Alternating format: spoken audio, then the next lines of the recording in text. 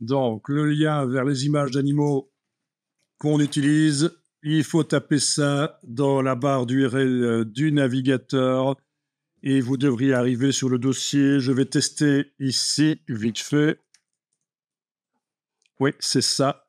En fait, c'est tout ça qu'il faut télécharger. Je vais peut-être vous les mettre dans un dossier. Ce sera plus simple si je mets ça dans un dossier à télécharger. Voilà.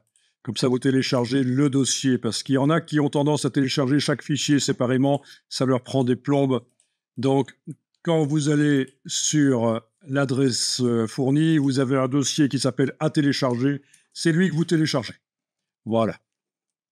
Donc, voilà. Donc, vous avez le dossier lien vers les animaux divers. Ça tombe bien, on va travailler sur un ours blanc. Pour commencer, c'est un animal divers. D''hiver. J'ai un ours, et voilà, j'ai un autre ours, pas d'autres ours. Donc, on a travaillé sur un animal à bord net. C'était assez facile, relativement facile.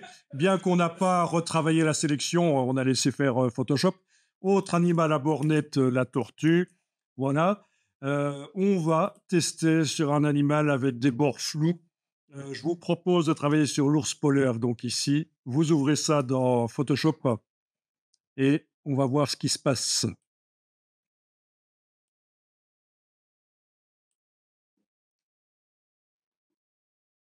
Et donc, sur les Alors ça, c'est intéressant. Il vous met un message chez tout le monde. Message, profil colorimétrique non concordant, c'est ça le message? Ok, bon ben, c'est dommage pour vous. La formation s'arrête ici. Parce que moi, j'y suis arrivé. Faites un effort. Non, sérieusement, ça dépend de ceci. C'est donc, c'est quoi en fait cette histoire de profil? Mais c'est quoi? Ben, en fait, les profils, ce sont des descriptions d'appareils. Différents appareils, un type de moniteur pour faire de la bureautique, c'est du standard RGB, sRGB. Un type de moniteur pour faire du graphisme, c'est du P3 ou du Adobe RGB. Puis il y a les différentes imprimantes, jet d'encre, puis il y a les press offset. Tout ça, c'est des profils. Les profils, ce sont des descriptions d'appareils. Voilà. Et le but, c'est de connaître leurs caractéristiques quand on leur envoie certaines données, certaines valeurs à ces appareils, des valeurs rouge, vert, bleu ou des valeurs cyan, magenta, jaune, noir. Qu'est-ce qu'ils donnent réellement comme couleur? Donc, c'est leur carte d'identité couleur en quelque sorte.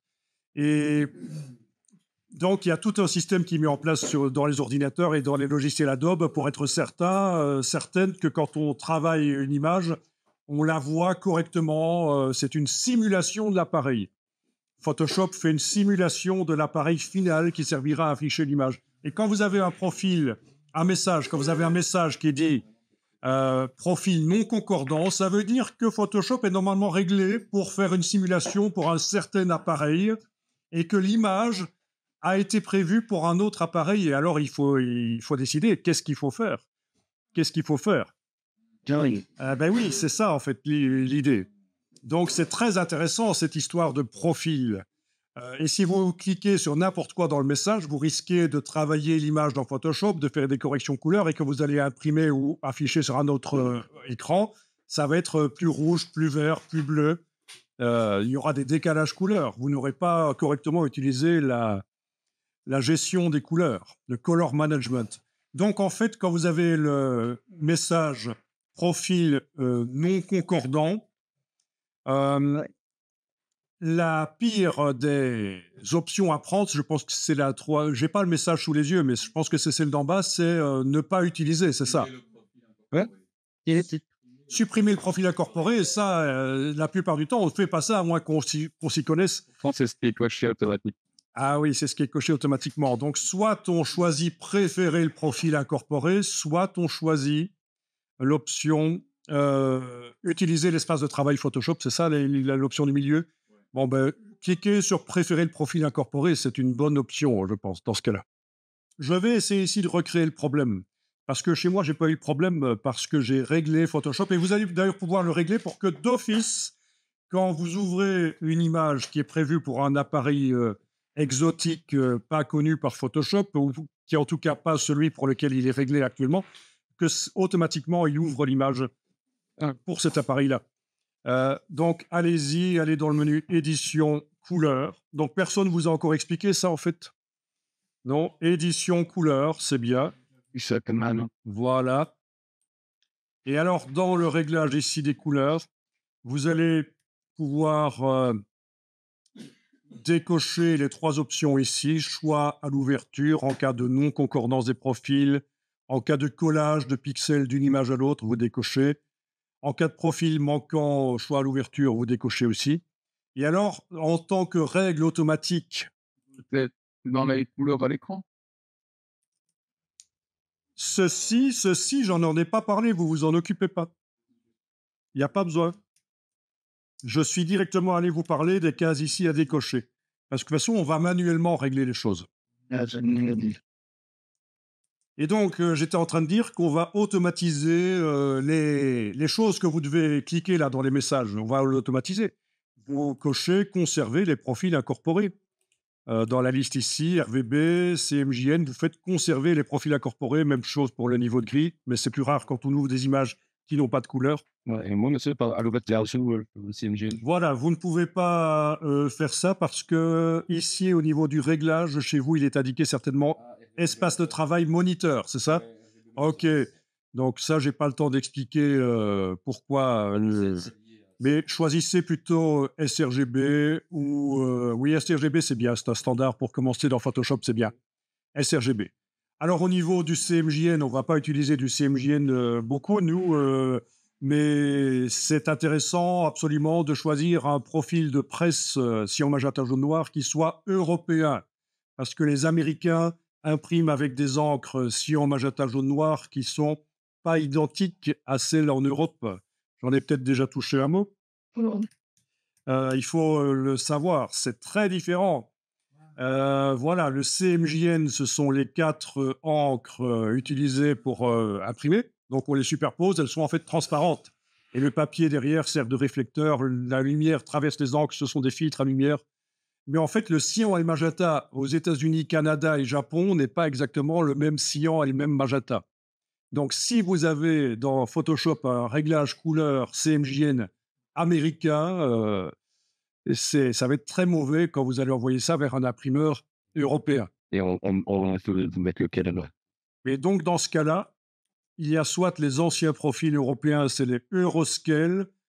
Voilà, vous avez Euroscale, mais ça, c'est les anciens profils qui sont parfois encore utilisés. Mais en fait, c'est l'imprimeur qui va vous dire quel profil vous devez mettre si vous devez un jour convertir une image RVB vers CMJN. Sinon, il y a les nouveaux profils, FOGRA 39, 27, ça dépend du papier qu'on utilise. Il y a aussi un autre FOGRA plus loin, FOGRA 29. En tout cas, surtout pas utiliser les US ici. Web, ça veut dire alimentation par bobine. Ça n'a rien à voir avec Internet, hein. Ici, c'est des grosses presses où, au lieu que les feuilles soient prédécoupées à l'avance, c'est des grosses bobines. Vous connaissez, c'est ce qu'on appelle des rotatives pour imprimer des journaux. Donc, je le précise ici parce que la plupart des gens pensent que c'est Internet, mais c'est un faux ami ici. Voilà. Donc, tout ça, il ne faut pas utiliser US Newsprint. Voilà, ça c'est européen, le Fogra 28, quand on imprime sur des rotatives, voilà. Mais voilà, c'est l'imprimeur qui vous dira, par rapport au papier que vous avez, sur lequel vous avez choisi d'imprimer, vers quel profil vous devez convertir vos images RVB. Et si c'est pour une photocopieuse interfacée à copy service, généralement, ils sont réglés en Euroscan Coded encore. Voilà. Donc ça détermine quand je convertis une image RVB vers CMJN, quels sont les pourcentages d'encre que j'obtiens pour obtenir la même couleur que ce que je voyais sur l'écran. C'est le but. Je tiens compte des caractéristiques de l'appareil sur lequel j'imprime. Voilà. Donc, tant que vous êtes dans édition couleur et que vous avez bien réglé les choses ici, oui, les options de conversion, tout ça, j'ai pas le temps d'en parler. C'est pas très important. Ça dépend si on convertit des photos ou des logos. On choisit un type de conversion ou pas, mais ça devient très fin, ça, hein. Ça devient vraiment des réglages fins. Mais ici, voilà ce que vous devriez avoir, et peu importe ce qui est indiqué ici, en fait, hein. Vous avez réglé manuellement et standard RGB, donc c'est la manière dont les moniteurs, la plupart des moniteurs affichent les couleurs, donc c'est le moniteur bas de gamme, bureautique. Quand on fait des images à diffuser sur le web, il faut que ce soit au standard sRGB. On considère que la plupart des internautes utilisent des moniteurs bas de gamme, ce ne sont pas des graphistes ou des photographes. D'accord. Donc si on fait des images pour le web, ça doit être prévu pour le matériel standard RGB. Voilà. Je vous fais la version simple ici, parce qu'on pourrait tenir longtemps là-dessus, mais euh, ce qu'il faut retenir surtout, c'est que faites confiance à votre imprimeur, il va vous dire ce que vous devez régler. Faites confiance aux gens qui s'y connaissent dans la boîte, ils vous diront ce que vous devez faire. Vous êtes déjà dans des boîtes, Oui. certes. Qui pourrait faire Et ils vous ont dit, ils ont réglé les choses là à ce niveau-là, certainement, ou alors il y a des problèmes de décalage couleur quand on imprime. chez moi, j'ai pas encore imprimé. Ok. Internet. Donc voilà. Donc sRGB, côte de foie gras 39, conserver les profils, voilà. Décocher choix à l'ouverture, c'est parfait. Et en fait, les autres logiciels Adobe ne sont pas réglés nécessairement comme ça. C'est-à-dire que quand vous allez transférer des choses d'un logiciel à l'autre, de Illustrator vers Photoshop ou inversement, ou vers InDesign, etc., il risque d'y avoir des messages qui vont apparaître parce que, voilà, ils ne seront pas réglés de la même manière. Donc, ce qu'on va faire ici, c'est régler tous les logiciels de la même manière. Donc, ça va prendre une trentaine de minutes. Il va falloir ouvrir chaque logiciel et modifier. Je rigole. Il y a un système pour le faire en un clic, évidemment. Si on ne sait pas, on doit le faire manuellement. On doit ouvrir chaque logiciel, faire édition couleur et aller régler tout de manière identique, mais il y a un système qui existe. Donc, ce que vous allez faire, oui, d'ailleurs, vous voyez qu'actuellement, c'est désynchronisé. Vous avez ça aussi, certainement. Ça veut dire que les autres logiciels ne sont pas réglés comme ça. Donc, il y aura des problèmes si vous transférez des infos, des images d'un logiciel à l'autre. Donc, ce que vous allez faire ici, c'est cliquer sur le bouton Enregistrer. Ah ouais, bon. Et là, vous allez, par exemple, donner la date. Voilà, on va dire que c'est février. Je vais éviter d'utiliser des accents parce que ça pose souvent des problèmes dans l'informatique.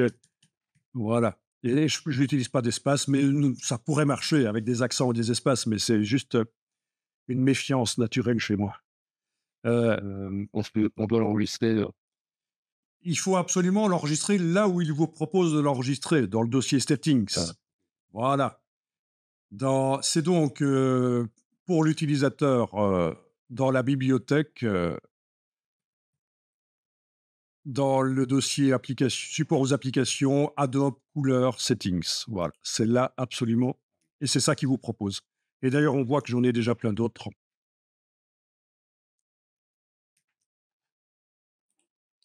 Voilà. Le commentaire,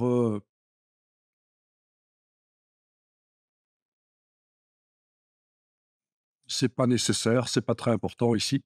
Voilà. OK. Alors, juste pour voir, vous allez ouvrir à côté de Photoshop. On va juste aller voir si Illustrator aurait les mêmes réglages. Chez moi, c'est possible qu'il ait les mêmes réglages, quoique, il est indiqué quand même désynchronisé. Donc, je vais aller voir dans Illustrator ici ce qui est indiqué. Ah oui, alors le piège, c'est que si vous installez les logiciels en anglais, ce qui est une très bonne chose pour travailler en équipe internationale, différentes langues, il vous met d'office les profils américains. Donc, gros un rouge va rester un rouge, un bleu va rester un bleu, c'est pas ça, mais ce sera peut-être un rouge cerise à la place d'un rouge framboise. Et pour des travaux précis de couleur, ça va pas, quoi. Ce sera peut-être un bleu cyan à la place d'un bleu marine. Voilà, c'est des décalages qui peuvent quand même être assez importants. Surtout dans les verts. Mais voilà. Donc ici, je suis dans Illustrator. Si je vais dans Illustrator, masquer les autres, évidemment, je ne vois plus Photoshop derrière. Et je fais édition couleur dans Illustrator et je vais aller voir. Voilà, oui, dans Illustrator, je suis en Adobe RGB. Ah tiens, c'est un profil CMJN américain. Voilà. Donc très mauvais, en fait. Mais comme la plupart du temps, moi, je travaille en RGB dans Illustrator, ça va. Ici, voilà, voilà, on n'a pas la même chose, donc on a pu vérifier que c'est pas la même chose. C'est pour ça que c'est désynchronisé. Ils sont pas tous réglés de la même manière, c'est ça que je veux dire. OK, ici, je clique sur annuler. Alors, il va vous falloir un logiciel qui s'appelle Bridge. Est-ce que vous pouvez aller peut-être dans Créative, bon, oui, oui, c'est ça, il faut voir s'il est installé. Vous allez dans le Creative Cloud et vous devriez trouver Bridge quelque part dans la liste des logiciels. ça. Ah, il faut l'installer, oui, c'est un petit truc, hein. Donc, pour ceux qui connaissent Lightroom, c'est un peu, la même chose, ça fait catalogueur, hein, catalogueur d'images. Et ah, c'est pas un programme de retouche. Non, c'est pas un programme de retouche. Il fait catalogueur d'images, il permet de naviguer dans les dossiers, dans ces images. Et il fait plus que ça, il permet de modifier les métadonnées. Si vous voulez indiquer un copyright sur toutes vos photos, automatiquement, des milliers de photos, vous voulez mettre votre copyright dans les informations. Il permet de faire des collections d'images. Enfin, il y a plein, plein de choses à faire dans Bridge. C'est intéressant. Quand on est un peu plus avancé dans les logiciels, c'est pas pour les débutants de commencer à se spécialiser dans Bridge. Donc, ici, je vais prendre la version la plus récente parce que, voilà, comme j'ai, des versions anciennes qui cohabitent avec des plus récentes. Donc installation si nécessaire et puis ouverture, voilà et voilà, on est dans Bridge. Donc ça, c'est la fenêtre pour naviguer, pour aller voir, donc c'est intéressant, ça permet notamment quand on va dans les dossiers de voir, les fichiers Illustrator et Photoshop avec les au lieu d'avoir l'icône bleue ou ocre de Illustrator, vous avez le contenu du fichier qui est visible par Bridge. Ça permet de naviguer en voyant le contenu sans même ouvrir le fichier. Alors, la seule chose qui va nous intéresser ici, c'est menu, Mmh. édition, paramètres de couleur. Donc, on utilise une partie de Bridge, la partie qui permet de synchroniser sur toute la Creative Suite les couleurs. C'est pas une Donc, si vous n'avez pas Bridge installé, si vous n'arrivez pas à faire ça maintenant, c'est pas grave parce que dans Photoshop, ça n'a aucune influence. C'est juste quand on transfère des images d'un logiciel à l'autre. Ce qu'on fait souvent, hein, transférer vers InDesign pour faire des mises en page. Mais donc, et l'idée ici, c'est que dans le menu édition de Bridge, paramètres de couleur, on va pouvoir d'un coup, tous les logiciels de la suite, les synchroniser. Ce qu'on a enregistré là dans Photoshop, on va le propager ailleurs. Alors, afficher la liste complète des fichiers. Voilà. Est-ce que je retrouve celui que je viens de faire, que je vais appeler comment en fait? Il faut appeler Ah, IFAP, voilà, il est là. Le voilà, IFAP février 2025. Et donc, il faut que j'applique. Appliquer. Et voilà, c'est aussi simple que ça. Et j'ai plus besoin de Bridge, mais je peux déjà aller voir dans Illustrator, tiens, qu'est-ce qui se passe si je vais dans Édition, couleur. Et bien là, ça me dit que c'est synchronisé. J'ai les mêmes réglages que ceux que j'avais fait dans Photoshop. Voilà, c'est l'idéal. Donc dans Bridge, là, je vais quitter Bridge. Donc on a vraiment vu qu'une petite partie de Bridge, il peut faire beaucoup plus que ça, mais il sert à synchroniser les couleurs sur la Creative Suite et c'est super important. Alors, un petit test dans Photoshop, juste pour comprendre un peu comment ça marche.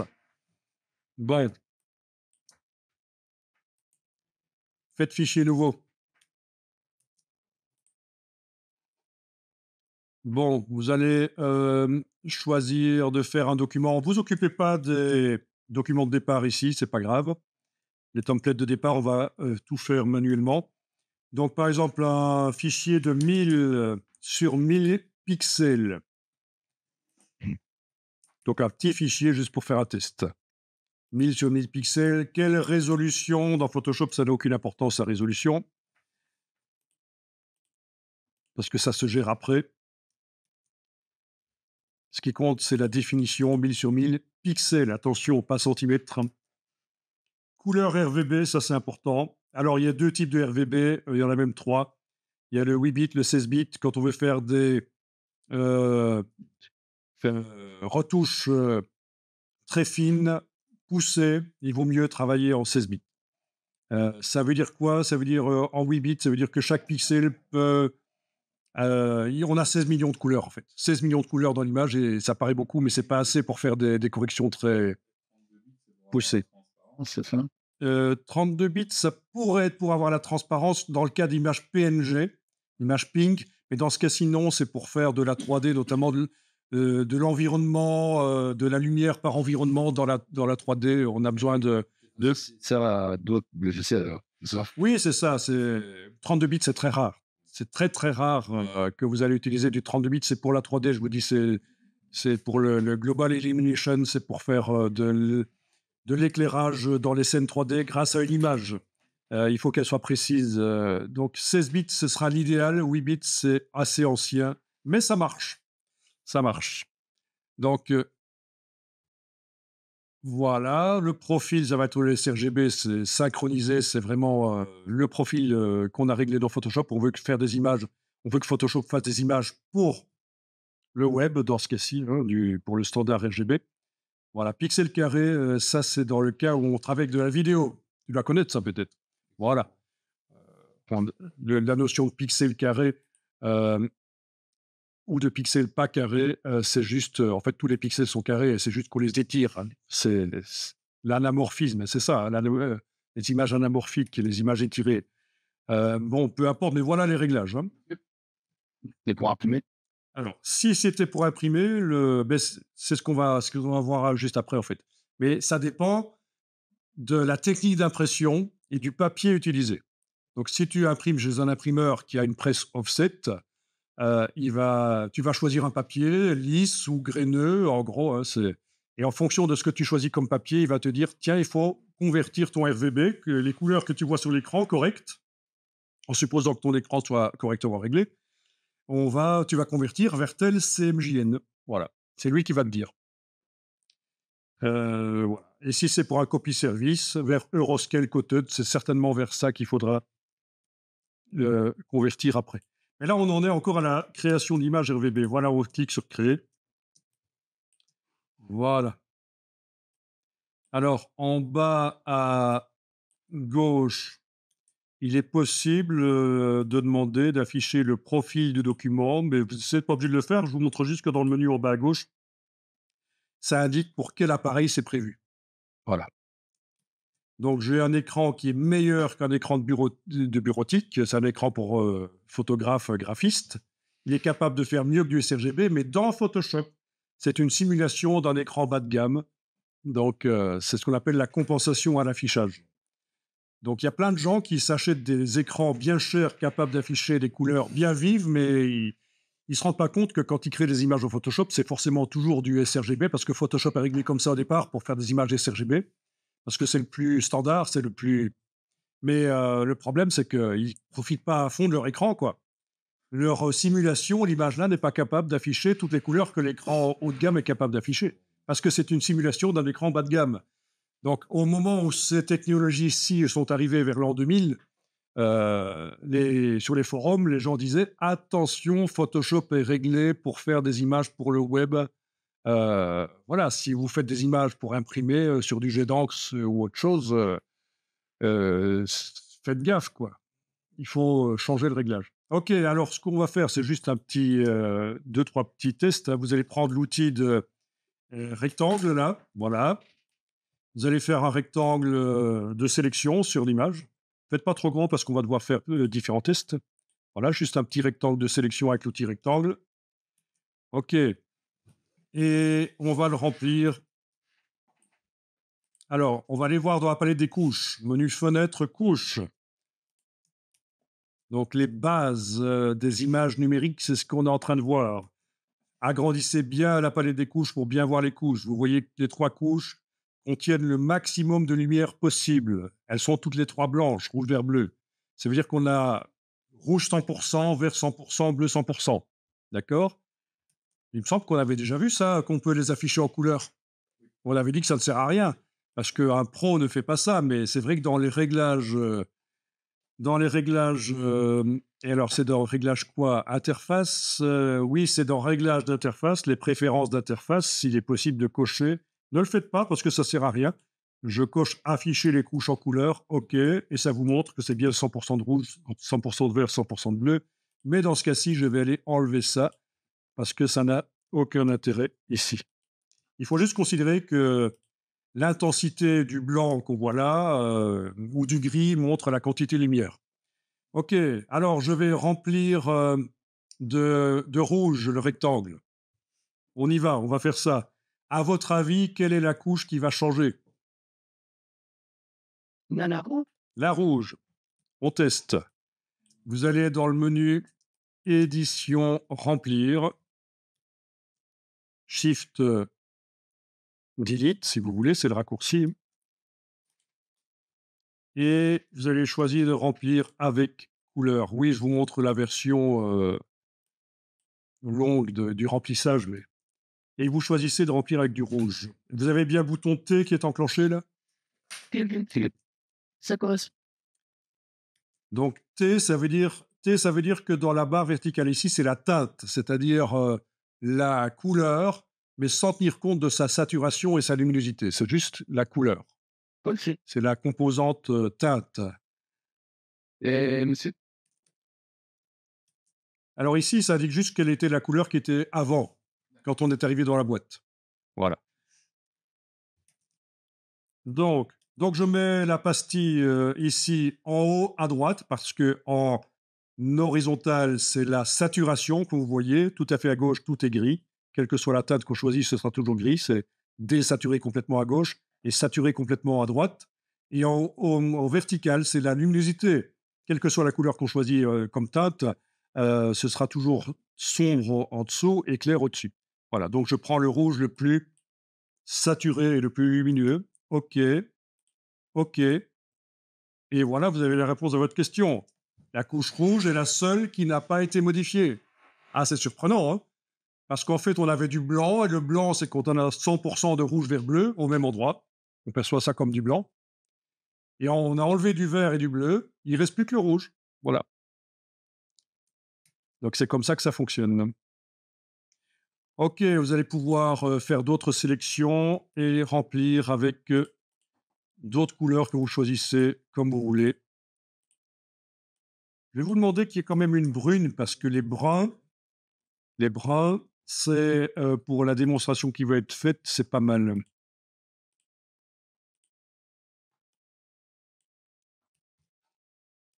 Voilà, si vous en avez 4, c'est bien.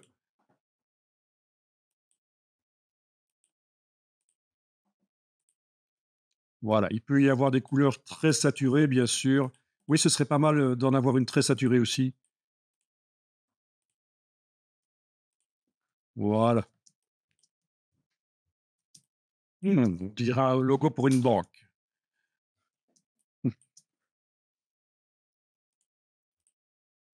Bon, vous pouvez enregistrer dans le dossier d'aujourd'hui, ça, ce serait pas mal dans le dossier d'aujourd'hui.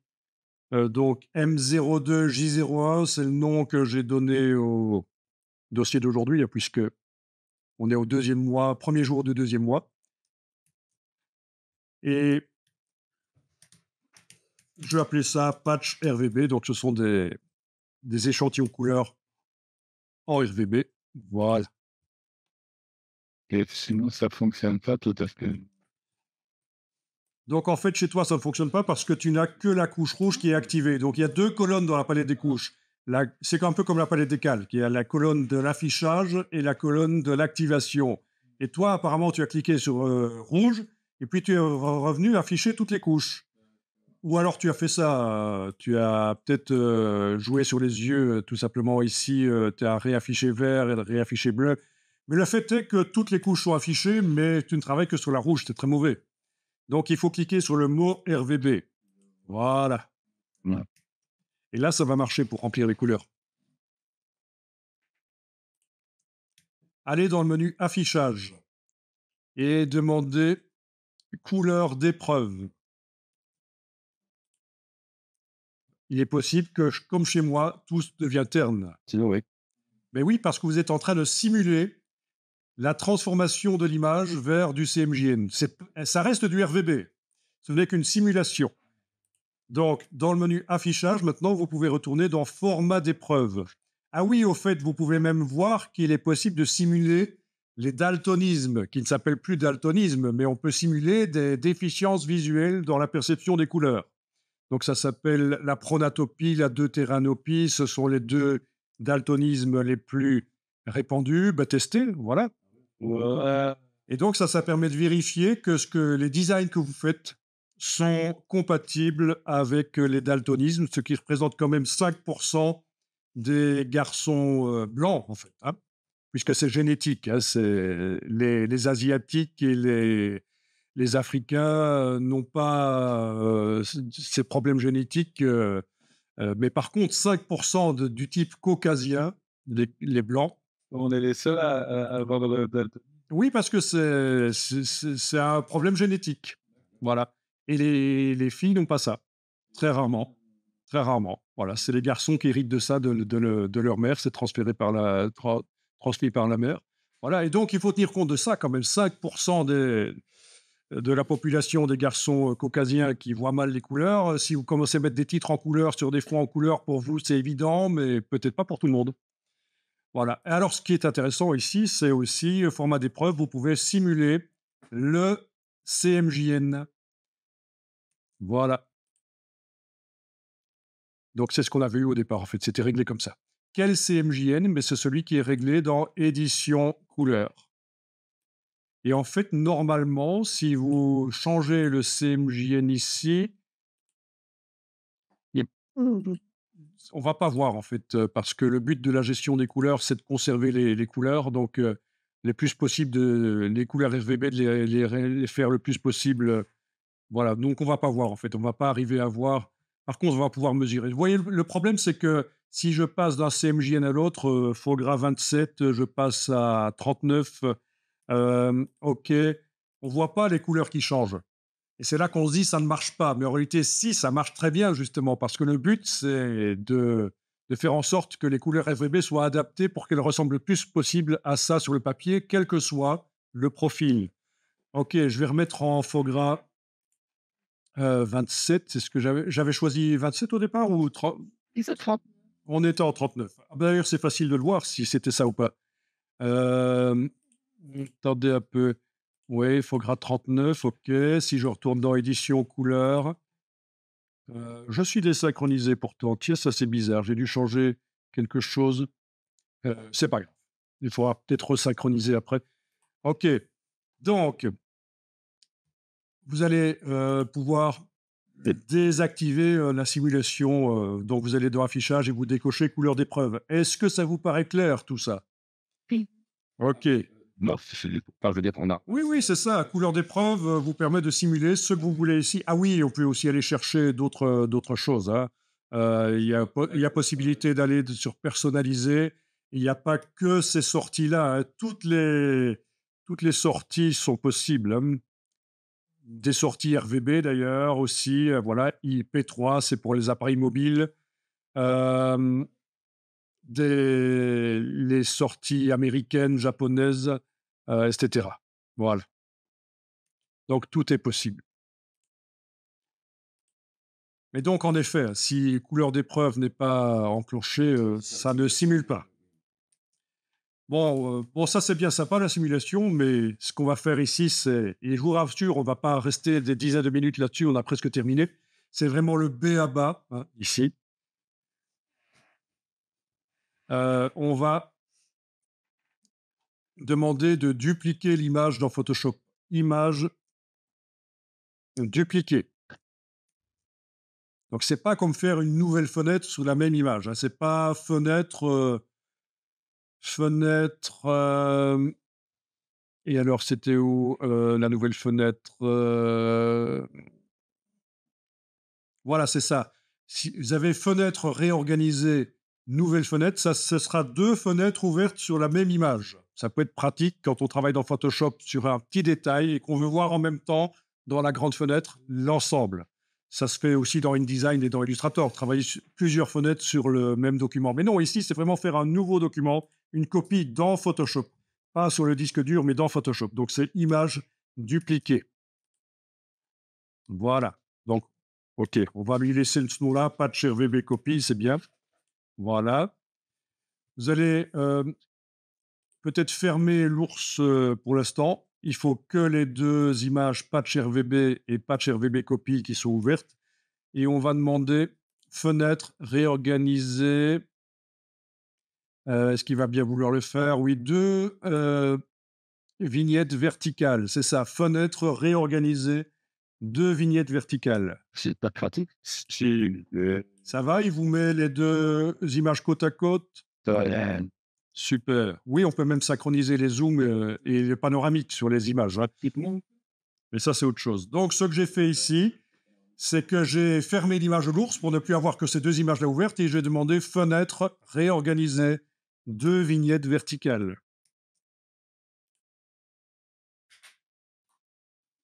OK. Donc sur celle, de droite, la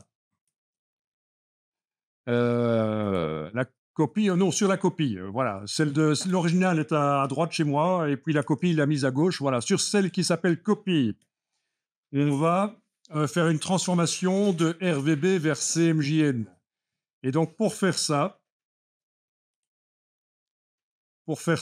la méthode ancienne, c'est image mode couleur CMJN et ça marchera ici. Parce qu'on va faire une conversion vers le CMJN qui est réglé dans édition couleur. Mais il vous dit quand même, tiens, normalement, maintenant, il faut plus faire comme ça, il faut faire édition, convertir en profil. Ok, je vais faire annuler. Donc, je vais faire comme il dit de faire. Édition, convertir en profil. Vous êtes bien sur l'image patch RVB copier, vous avez cliqué sur son onglet, vous êtes en train de travailler sur elle, pas sur l'autre. Ouais. Donc, édition, en train de travailler. convertir en profil. Ouais. Voilà.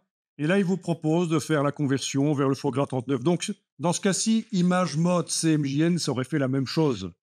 C'est juste qu'il préfère, apparemment chez Adobe, que vous alliez là pour être certain, certaine que vous faites bien la conversion vers le bon profil, vers le bon type de papier et technique d'impression sur lequel vous allez réellement imprimer.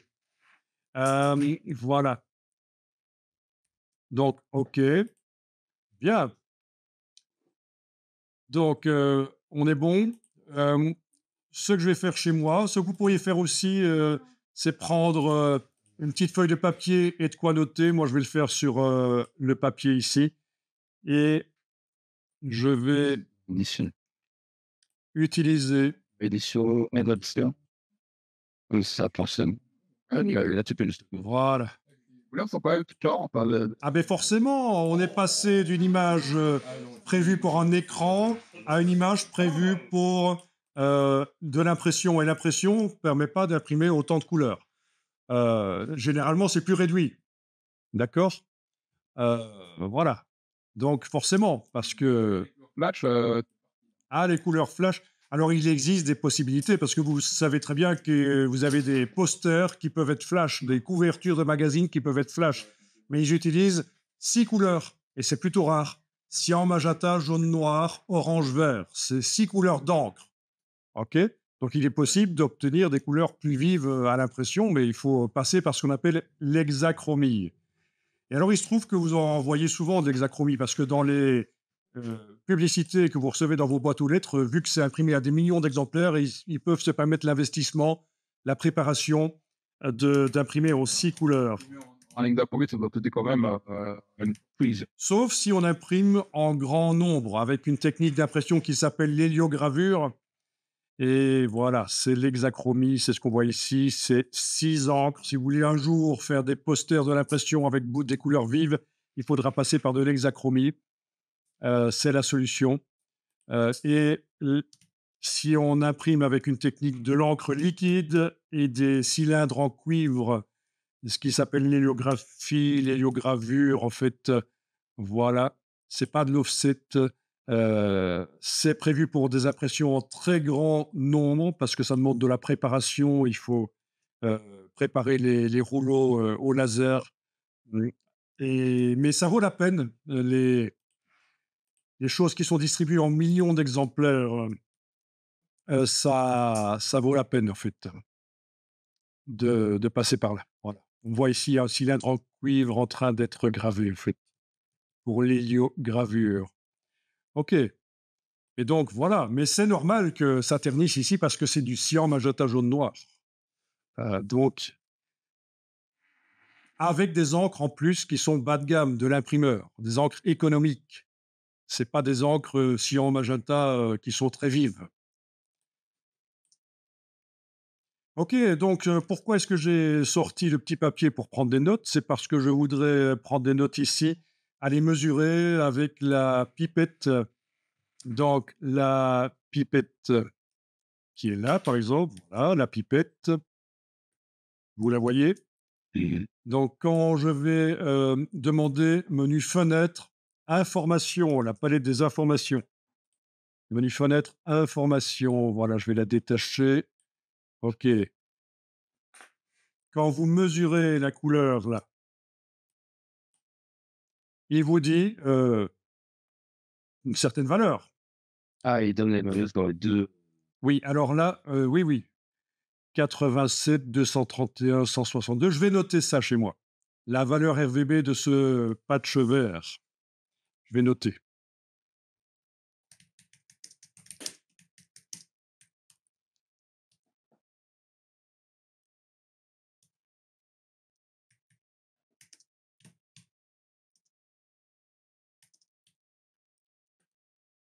Donc ça, c'est les quantités de lumière rouge, vert, bleu qu'il faut pour recréer cette couleur sur du matériel sRGB, puisqu'on est dans une image sRGB. Ce vert particulier chez moi va être créé par ces valeurs-là. OK?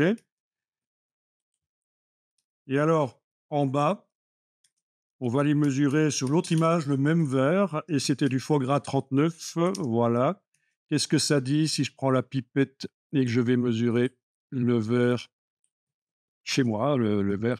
Voilà.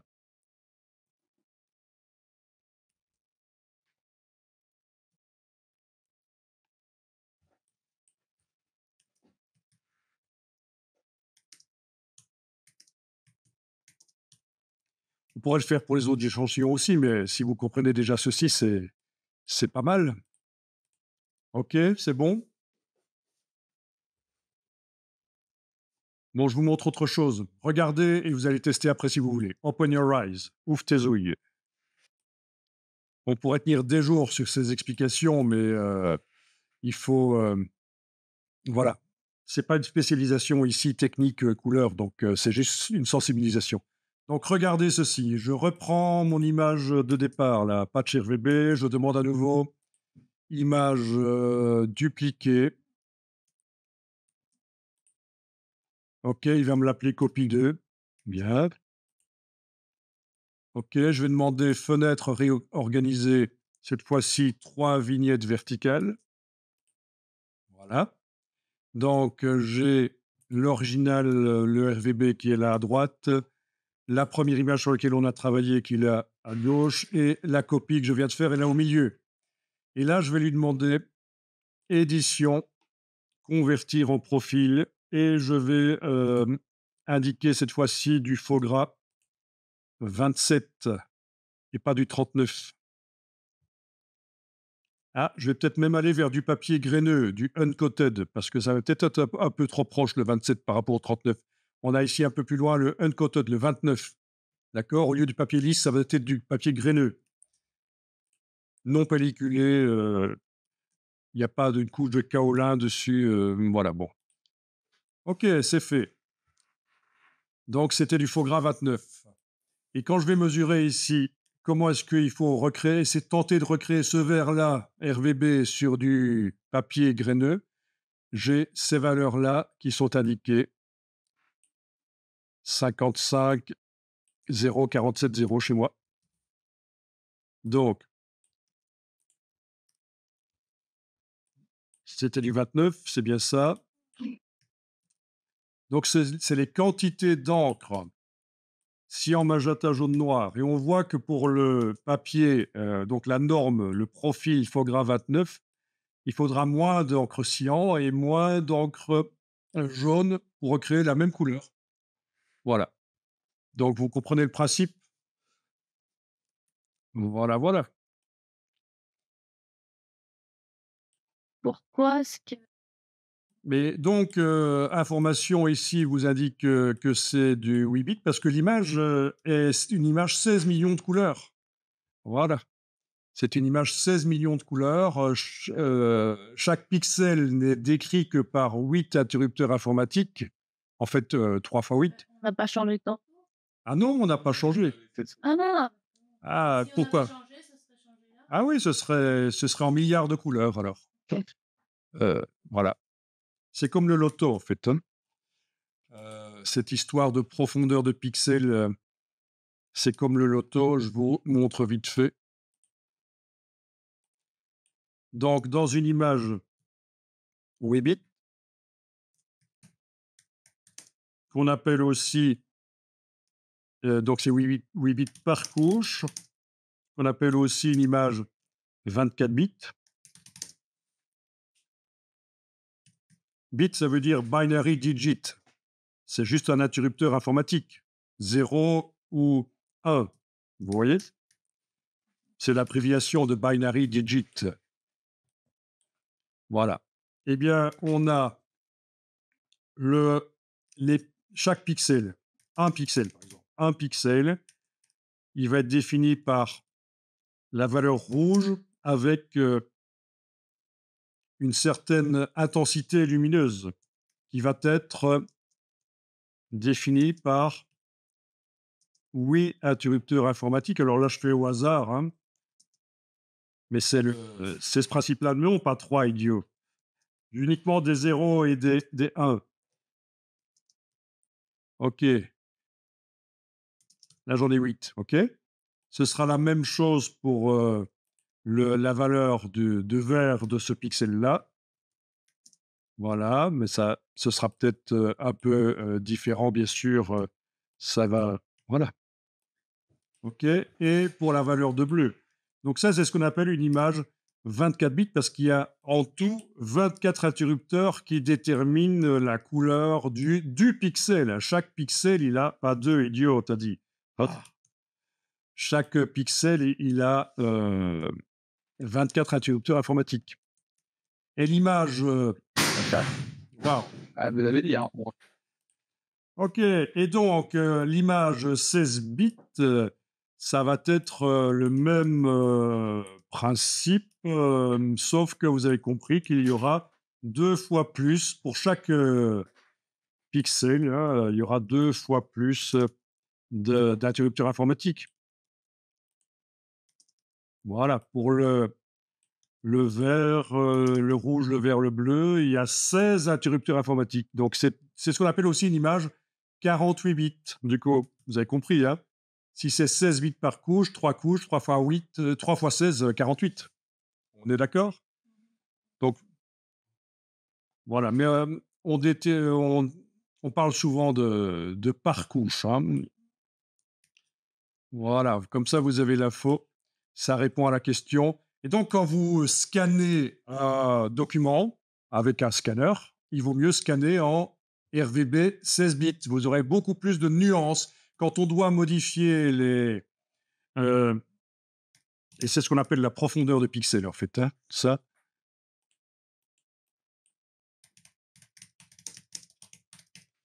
Quand on doit modifier une image, travailler les couleurs, il faut avoir beaucoup de matière informatique.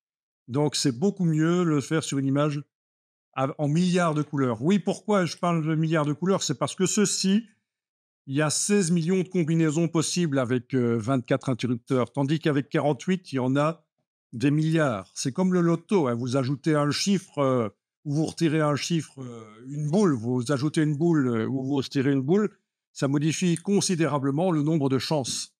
D'accord? Donc, certains lotos, c'est combien? 42 boules et d'autres, c'est combien? 48? Ça fait c'est exponentiel, ça fait beaucoup plus de combinaisons possibles dès qu'on commence à ajouter. Voilà, voilà. Est-ce que ça paraît clair? Ouais. Oui. Ouais. Mais en fait, tout ça, c'est important parce que c'est les bases. Là, c'est votre matière première, les images numériques. Donc, c'est super important de comprendre ça. Et alors, c'est la même chose quand vous faites des photos. Quand vous faites des photos, vous les faites en RVB. Il faut choisir dans l'appareil photo que ça génère du RVB 16 bits. Donc, vous pourrez, sur la même carte de stockage, vous pourrez mettre 2 fois moins de photos, forcément. parce que les fichiers vont être 2 fois plus lourds. Mais par contre, ce seront des fichiers en milliards de couleurs. Voilà. Donc vous devez, régler l'appareil photo pour qu'il fasse du RVB, 16 bits et si possible un format non destructif comme du TIFF, pas du JPEG. Parce que le JPEG, ça ajoute de la compression, voilà. Donc c'est pas seulement quand on scanne, c'est aussi quand on fait des photos.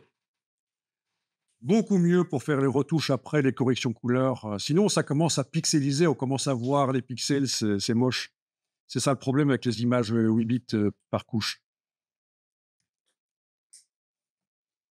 Alors, je vous conseille vraiment d'aller voir la chaîne qui s'appelle Idico TV. Tiens, il y a un imposteur ici, on dirait.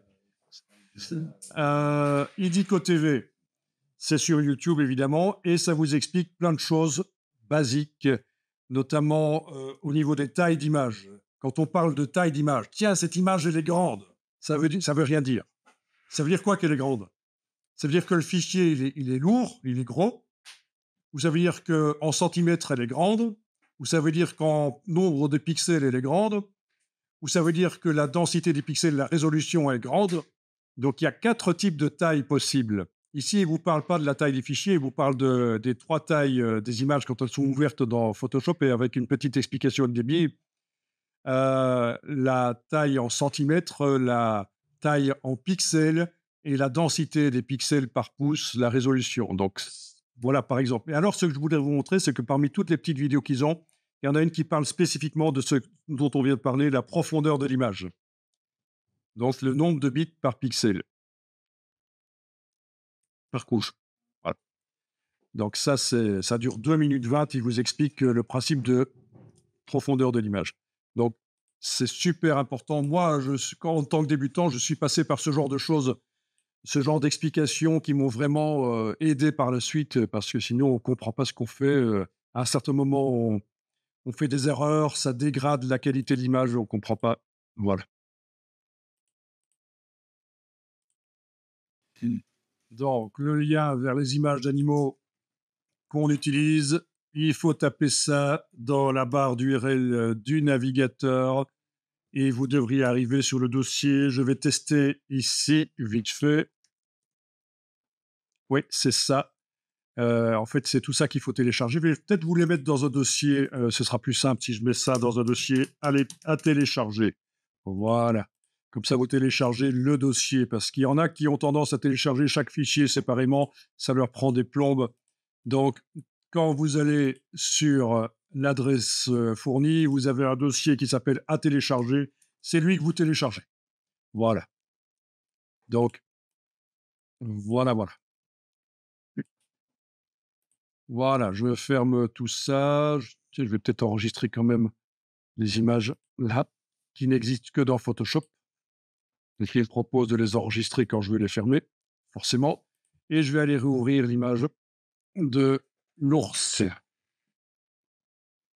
L'ours, on a dit. Ah,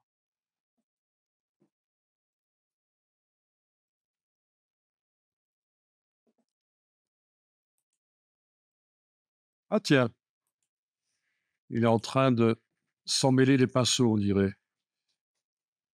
Ok, je vais le faire comme ça. Voilà. Donc, l'image de l'ours, vous pouvez l'enregistrer directement maintenant, enregistrer au format Photoshop. Comme ça, on s'éloigne du format destructif JPEG. Voilà.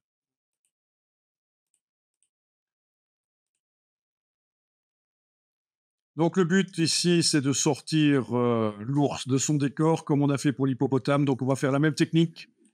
On va aller chercher l'outil de sélection d'objets. On va survoler l'ours, cliquer sur lui, ça génère une sélection, et voilà. Et je peux quitter l'outil sélection d'objets quand j'ai fait ça. Je reviens à l'outil de déplacement. Je suis pas sûre. Alors, on va transformer la sélection en un masque de fusion. Donc, dans la palette des calques, on va aller cliquer sur Bon, ça, je peux fermer. À la palette information, la palette des couches, ça, c'était avant. Donc, dans la palette des calques, que vous ne confondez pas avec la palette des couches, attention. Ça, c'est une erreur habituelle de débutant. Déjà, on ne comprend pas la différence. Calque, c'est les différents niveaux de construction pour faire des trucages photos. Couche, c'est des différents canaux, rouge, vert, bleu, ou cyan, magenta, jaune, noir, pour faire les couleurs, pour créer les couleurs de chaque pixel. OK. Et la confusion vient du fait que calque vient du fait que couche, quand on traduit en anglais, ça fait layers. Une layers, c'est Et layers, c'est le nom des calques dans la version anglaise de Photoshop. Donc, ça peut être très perturbant que si vous regardez des tutos en anglais, on vous montre la palette layers et vous vous dites, mais tiens, c'est la palette des couches. Pas du tout, c'est la palette des calques. C'est la palette des calques. OK, on y arrivera. OK, donc palette des calques. Vous cliquez sur l'icône de masque ici. Voilà. Et ce qui était sélectionné est devenu noir dans le masque, blanc dans le masque. Et ce qui n'était pas sélectionné est devenu noir. Voilà. Oui. Bonjour, c'est un peu décapité, mais Bon, quand vous avez ça, vous pouvez enregistrer. non, il est bien décapité. Je vais mettre 0,2.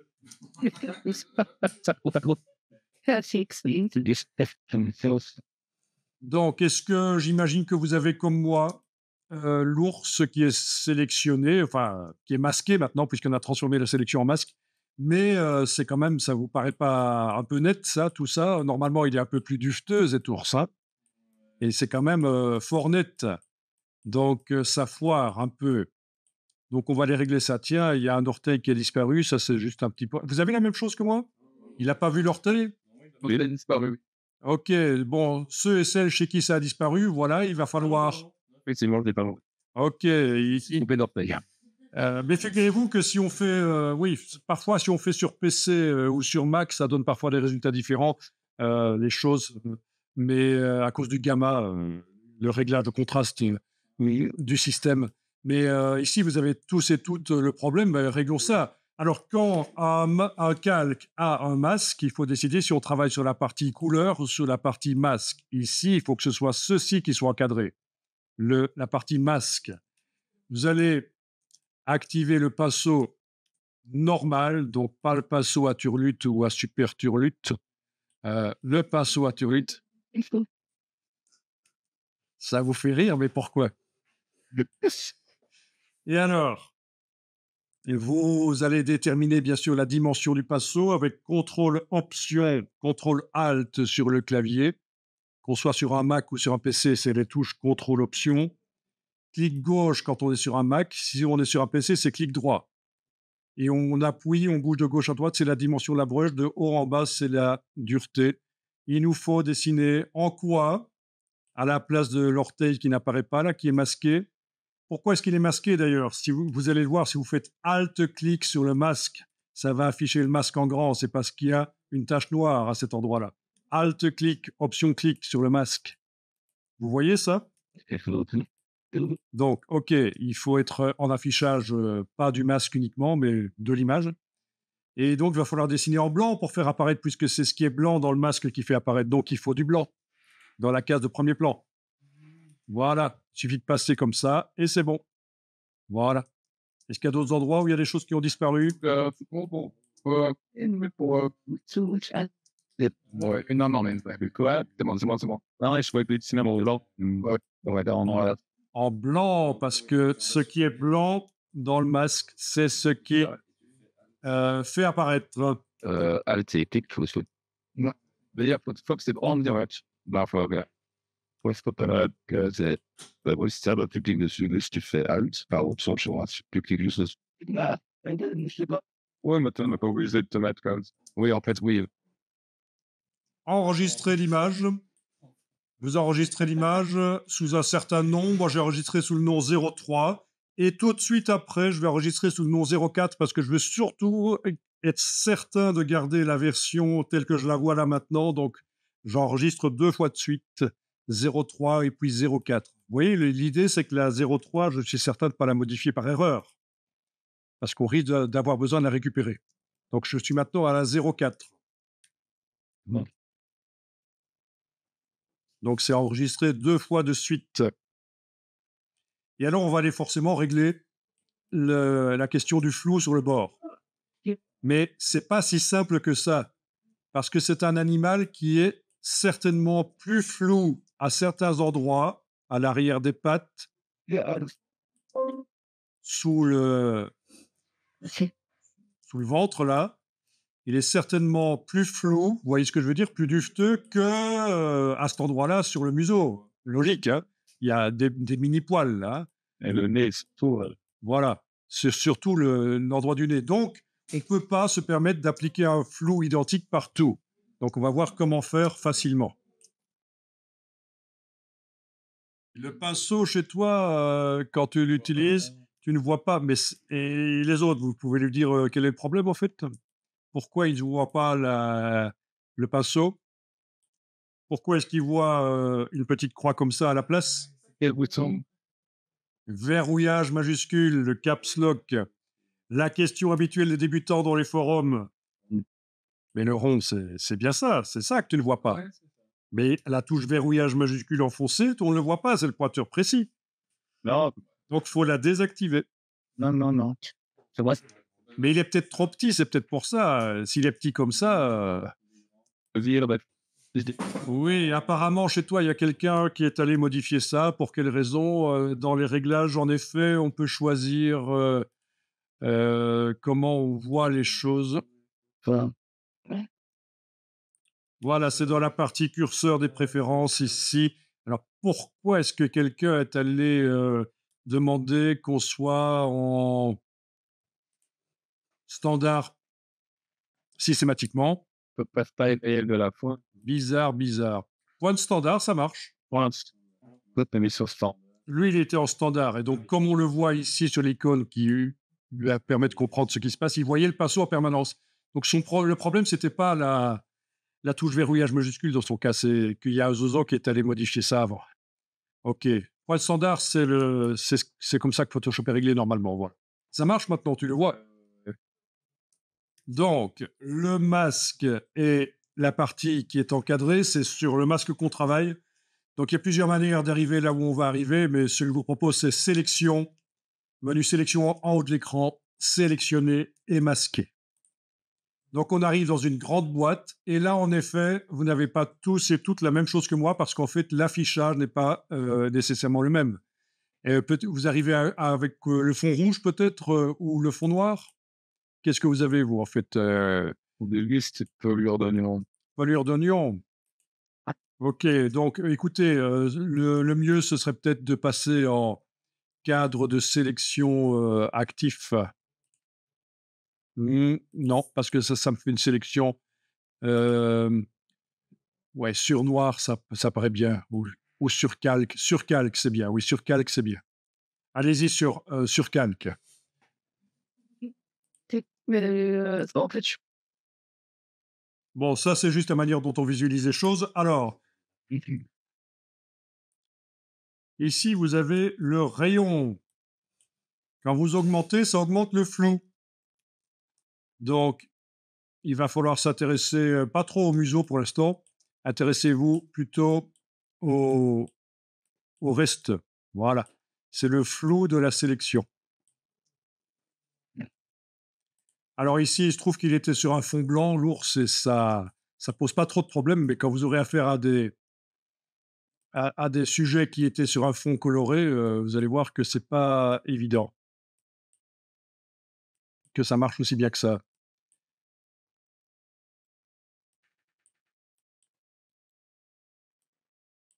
OK. Sinon, il y a le contour progressif. Oui, rayon et contour progressif. Ce qui nous intéresse surtout, c'est maintenant de faire du décalage de contour. Le curseur décalage de contour, on va rétrécir la partie visible parce que c'est pas génial d'avoir du flou sur le bord. Il faut rétrécir. Donc, décalage de contour. Voilà, vous voyez tout de suite, c'est visuel. Ça, c'est intéressant. Donc, vous pouvez jouer sur le rayon, le contour progressif et le décalage du contour en négatif absolument, puisqu'il faut rétrécir la sélection.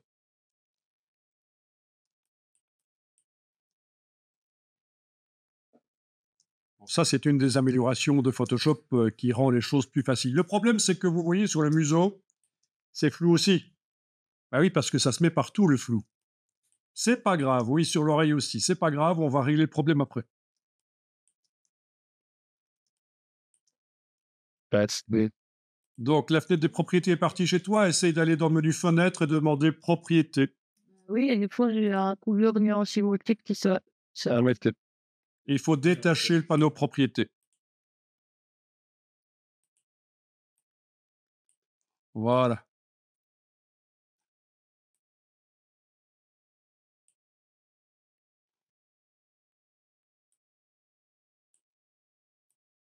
Il y a un truc qui est pas mal ici, c'est améliorer les cheveux, mais ça, ce sera pour plus tard. Ici, c'est pas vraiment utile. Elle.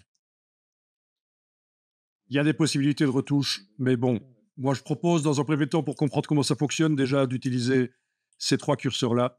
Rayon, contour progressif, décalage de contour, c'est déjà pas mal. Sélection. Tu refais sélection.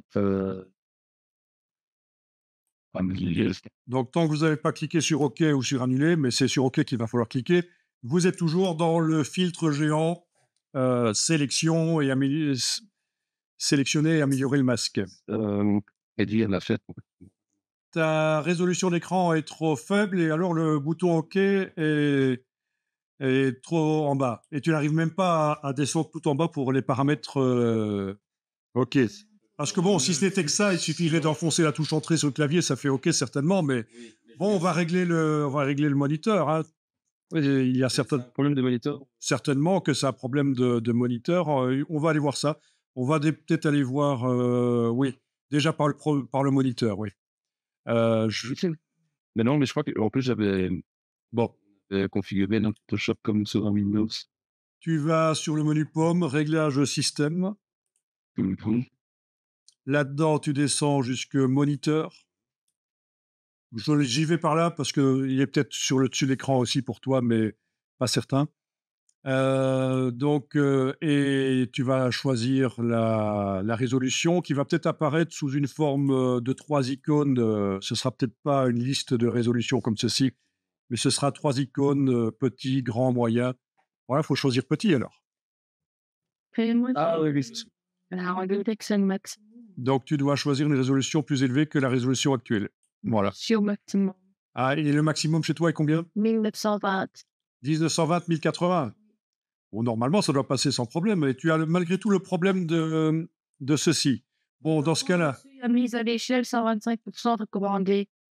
ah, c'est indiqué dans les préférences moniteurs chez toi, sur ton Windows? OK. Bah, essaye ça. Essaye de jouer là-dessus.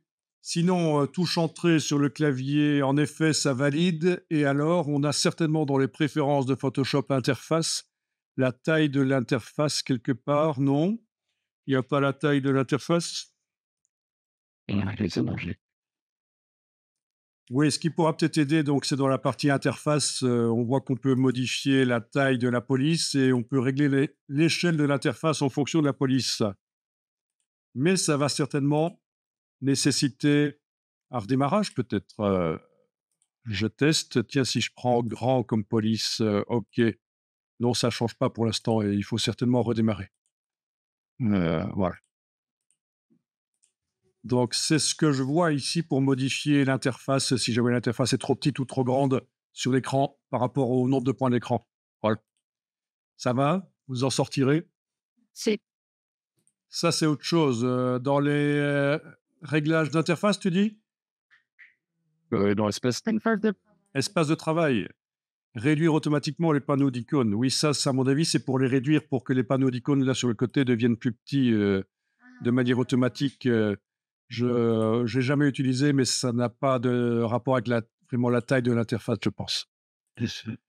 Voilà, donc oui, quand vous achetez un ordinateur pour faire du graphisme, il faut penser à ça, parce que surtout pour faire de la 3D ou du traitement vidéo, l'After Effects, des choses comme ça, c'est des interfaces beaucoup plus complexes que celles de Photoshop et ça demande beaucoup plus de place. Si vous avez un moniteur qui n'a pas une possibilité d'aller très loin dans la résolution, c'est problématique. Mais bon, ton moniteur, toi, il était HD 1920 sur 1080. Le problème, c'est que si tu fais rentrer l'interface Photoshop dedans, tu trouves que c'est petit. Ton écran est trop petit, en fait. Voilà, c'est ça. Donc là, c'est pas une question de capacité du moniteur à afficher un certain nombre de points, mais c'est qu'il est naturellement petit, quoi. Voilà. Oui, il faut réfléchir, il faut tester avant d'acheter un ordinateur, il faut tester tout ça. Bien, donc vous avez cliqué sur OK finalement. C'est bon. Donc vous avez modifié le masque en fait. Le masque, on a simplement en fait mis un flou d'une certaine manière dessus avant que ça existe, l'option sélectionner et masquer.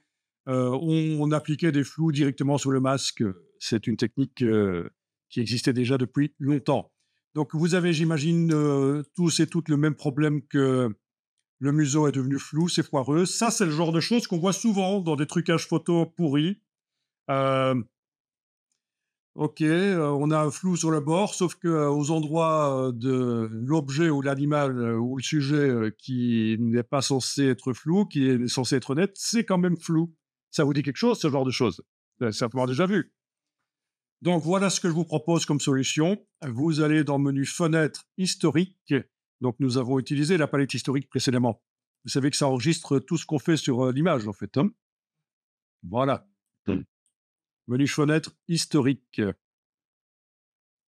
Dans la palette historique, vous cliquez sur la case qui est juste avant la ligne sélectionner et masquer. Ah oui, d'ailleurs, si vous cliquez sur la ligne qui est juste avant, vous devriez voir que vous arrivez à aller en arrière. Voilà, vous voyez, ça enlève ou ça remet la fonction sélectionner et masquer. Mais donc ici, l'idée, c'est d'être en sélectionner et masquer. Donc ce qu'on a fait reste, sauf qu'on va aller cliquer sur la case ici pour réinjecter à certains endroits, comme c'était avant qu'on fasse sélectionner et masquer. Et pour ça, vous devez utiliser le pinceau à turlute. Et alors, donc toujours touche contrôle, option, contrôle alt, clic gauche sur le Mac, clic droit sur le PC. Voilà. À vérifier bien dans les options du pinceau là au-dessus que l'opacité est à 100%, qu'on est en mode d'application normale. Donc c'est le pinceau ici ce qu'on appelle la forme d'historique. On a utilisé, je sais qu'on a fait de la créativité avec la forme d'historique, mais ici, on va pouvoir réinjecter. Voilà. Voilà.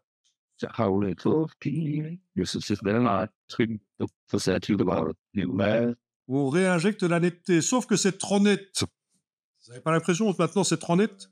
Mais c'est pas grave. Sélection, sélectionner et masquer.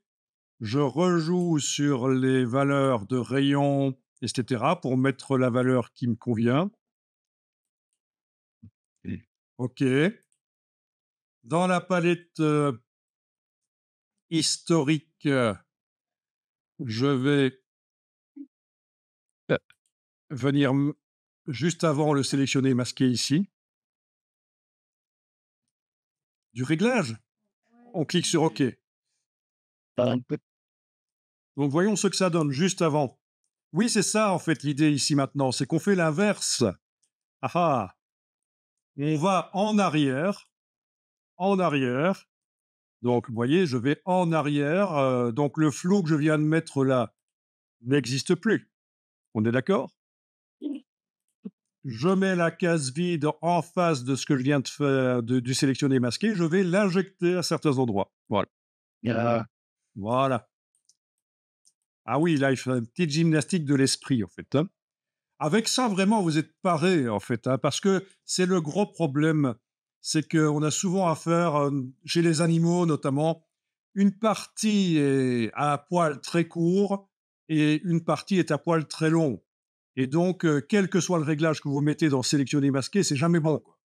Donc, voilà l'astuce. Bon, quand c'est bon, vous enregistrez sous. Voilà. Alors, on va refaire ça peut-être sur un autre animal, comme ça, vous allez revoir la procédure. Si vous avez loupé la procédure ici, vous allez pouvoir la revoir. Donc, le lien vers les images d'animaux qu'on utilise, il faut taper ça dans la barre d'URL du navigateur Et vous devriez arriver sur le dossier. Je vais tester ici, vite fait. Oui, c'est ça. En fait, c'est tout ça qu'il faut télécharger. Je vais peut-être vous les mettre dans un dossier. Ce sera plus simple si je mets ça dans un dossier à télécharger. Voilà. Comme ça, vous téléchargez le dossier. Parce qu'il y en a qui ont tendance à télécharger chaque fichier séparément. Ça leur prend des plombes. Donc, quand vous allez sur l'adresse fournie, vous avez un dossier qui s'appelle à télécharger. C'est lui que vous téléchargez. Voilà. Donc, voilà. Quel animal, c'est la question. Ah ben, les autres ours. Voilà. Parce que le cheval, c'est un peu compliqué parce qu'il a une coiffure genre Brigitte Bardot. Ça ne va pas. Voilà. Celui-là n'est pas vu en entier, mais c'est pour faire autre chose que je l'ai mis. Celui-là... Pourquoi je l'ai mis, celui-là? Ok. Vous allez faire ça sur la famille des ours ici. Bon, on va voir ça. Est-ce qu'il y a des parties qui doivent être nettes? Certainement. Donc, on va voir ça. En plus, ici, il n'est pas sur fond blanc, ça va être plus difficile. Voilà.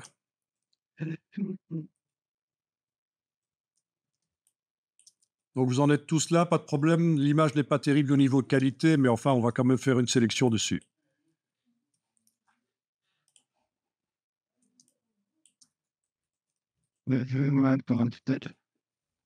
Alors, j'ai jamais testé sur cette image, hein, on va voir. Je vous ai pris ces images parce que je pensais que pour des tests, ça allait être pas mal. Je vois déjà qu'ici, il y a du flou sur le dos du petit ours. Par contre, les oreilles sont plus nettes. Certainement que les pattes devront être plus nettes aussi. Oui, il y a des pattes qui manquent, qui sont derrière un monticule de terre ici, mais c'est pas grave. Alors, donc, premièrement, outil de sélection de sujet. Je sélectionne, tiens, le premier sujet, clic. Il va falloir que j'ajoute les autres tant que j'y suis avec la touche majuscule enfoncée et la touche Shift. C'est l'outil sélection d'objets, oui. Voilà. Ça a l'air pas mal, ça, ils sont tous les trois sélectionnés. Je change d'outil. Donc, j'ai utilisé la touche majuscule quand il y a plusieurs sujets pour les sélectionner. Oui, il y a même une fonctionnalité dans Photoshop, je ne sais même plus où elle est, qui permet de faire les sélections de tous les sujets automatiquement. Il vous repère tous les sujets et vous les met sur des calques différents. Ça peut être sympa dans certains cas. Mais dans ce cas-ci, ça n'a pas d'importance. Ah tiens, il manque une partie là. C'est pas grave, on va retoucher la sélection parce que c'est l'occasion de voir que c'est pas toujours parfait. Donc, menu fenêtre, calque. Voilà les calques. Vous allez ajouter sur le calque un masque de fusion. Et voilà. Et vous enregistrez ça au format Photoshop. Enregistrez sous.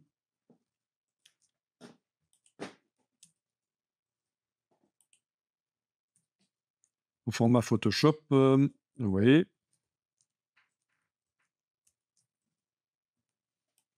Je vais en profiter pour raccourcir le nom.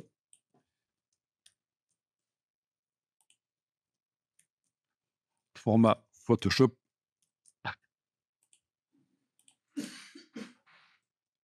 Alors, il y a de la retouche du masque à faire, assez importante, parce que on va voir quand on désactive le masque avec la touche Shift, quand on clique sur lui, voilà, on voit que entre les deux ours ici, c'est pas normal qu'il y ait un espace. Le corps de l'ourson de droite a disparu.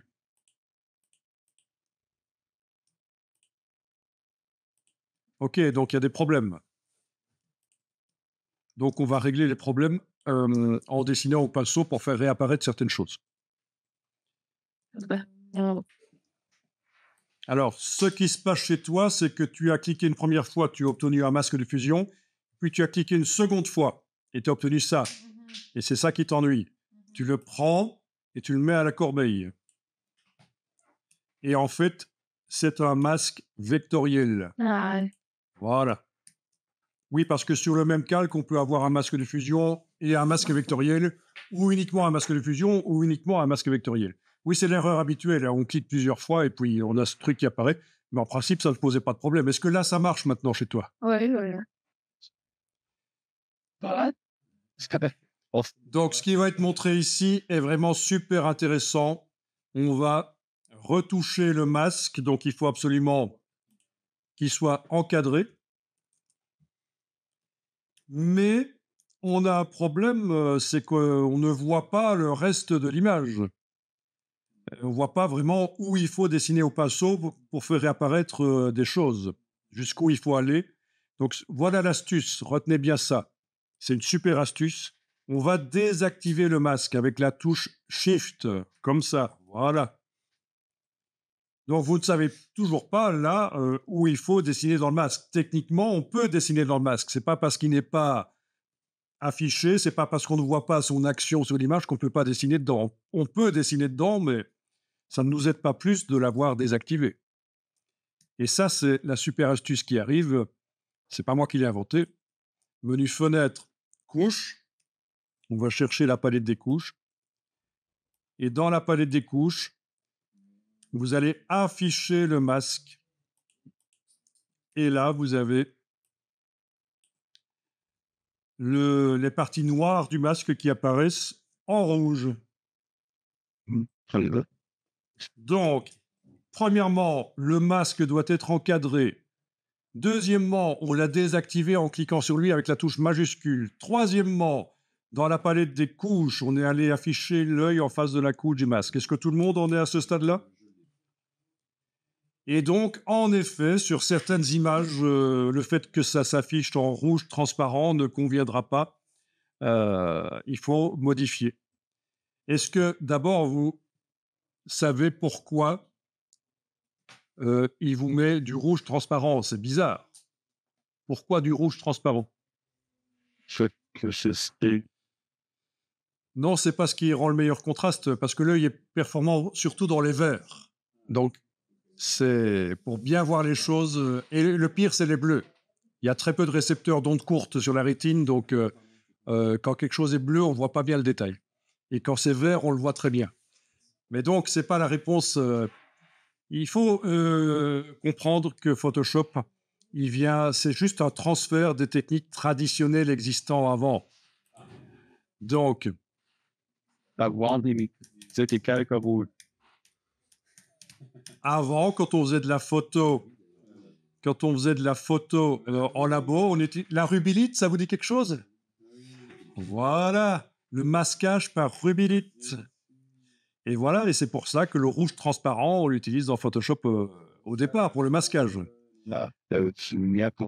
Voilà. Là, on voit beaucoup de gens qui utilisent la rubylite pour faire du dessin, mais en labo photo, en développement, voilà, ça permet de faire des choses aussi.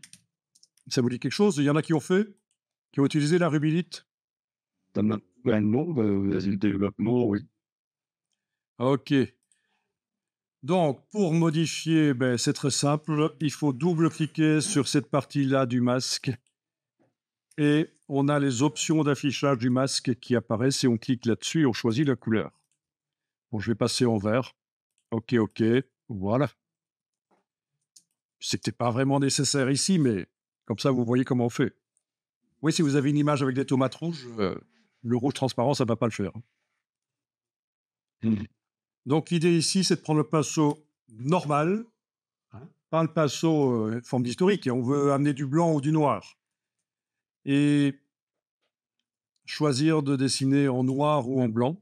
Alors, si ça vous paraît un peu difficile, c'est normal, parce que c'est quelque chose que vous n'avez pas l'habitude de voir dans la vraie vie, ce genre de technique. Ça ne correspond pas à un truc qui existe dans la vraie vie, et donc ça peut être un peu complexe d'y arriver. Donc, dans le masque, ce qui est blanc, c'est ce qui apparaît. Il manque le bas de l'ourson. Je dois dessiner en blanc, avec un pinceau pour bien faire, pas avec un bornet, hein, attention. Voilà, un peu comme ça. Voilà. Ah oui, et puis entre les ours aussi, le sélecteur d'objets nous a fait des crasses. Je vais dessiner en blanc pour enlever ce vert transparent entre les ours. Voilà.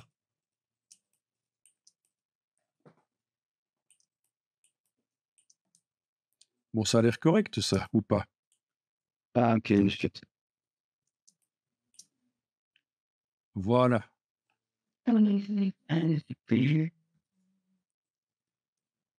Tiens, la pâte, là, c'est du vide, normalement, entre la pâte et... Ah, on pourrait dessiner en noir, éventuellement, mais Là, je pense que c'est les c'est du poil? Ok, j'arrête de dessiner en noir. C'est du poil, là. Oui, possible. Possible, oui, oui, c'est un peu des deux, peut-être. Ok. De toute façon, les gens ont une vue d'ensemble sur les trucages photos, hein. C'est pas un truc scientifique ici, hein, donc ça va. Et Ici, on va pas compliquer les choses. Les pattes qui manquent, on s'en occupe pas tout de suite. On pourra éventuellement aller rechercher une patte d'une autre image ou une patte ici et essayer de la remettre après. Mais c'est après, c'est un travail sur les calques. Ça ne se fait pas au moment de la sélection. peut-être va payer le au-dessus, là, aussi, regarde ici. Là. Ah, peut-être pour... Ah, mais voilà. Ah, mais oui, il est minuscule, t'es un Dixon. Il y a des griffes qui manquent et il y avait Tu dois mettre en... une partie de la patte qui était sélectionnée alors qu'elle ne devrait pas l'être. Ah, tu dois te mettre en blanc. Ça, c'est normal, mais t'as peut-être pas sélectionné. Ah oui, tu dois sélectionner, donc c'est noir. Non. Et par contre, tu dois virer ce que t'as fait avec un noir avant. Une fois le... Donc quand c'est fini, vous enlevez l'œil en face du masque dans la palette des couches. Vous faites majuscule clic sur le masque dans la palette des calques. Et voilà, vous avez retouché la sélection et on enregistre ça.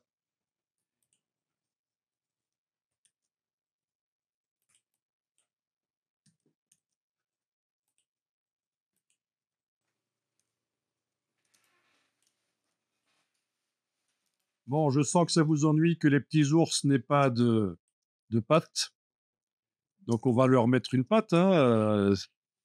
C'est maman qui va faire la donneuse. Bah oui.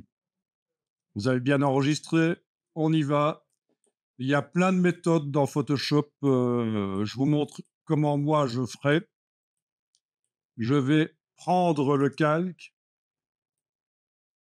l'amener sur l'icône du signe plus dans le bas de la palette des calques et ça fait une copie. En effet, on aurait pu faire clic droit, dupliquer. Mais ici, c'est pas une encyclopédie de Photoshop, c'est pas un doctorat en Photoshop, donc je vous donne une méthode. Mais si vous en connaissez une autre, évidemment, ça marche, hein.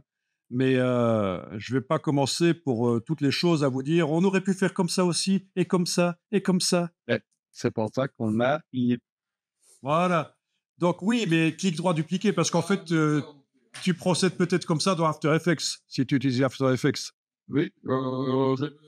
Oui, parce que, voilà, clic droit, oui, oui, il y a toujours plein de manières de faire les choses. Yeah, please.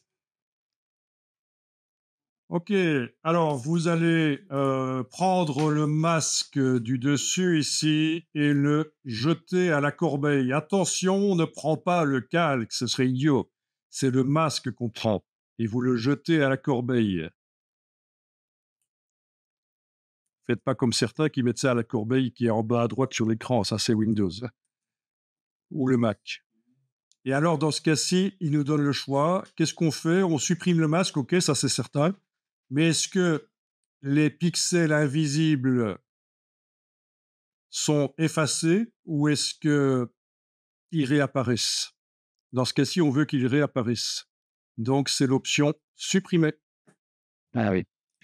Ah oui, quand t'as appliqué de fond. Quand on fait appliquer, il supprime le masque, mais les pixels effacés, qui n'apparaissaient pas, qui étaient masqués, sont effacés.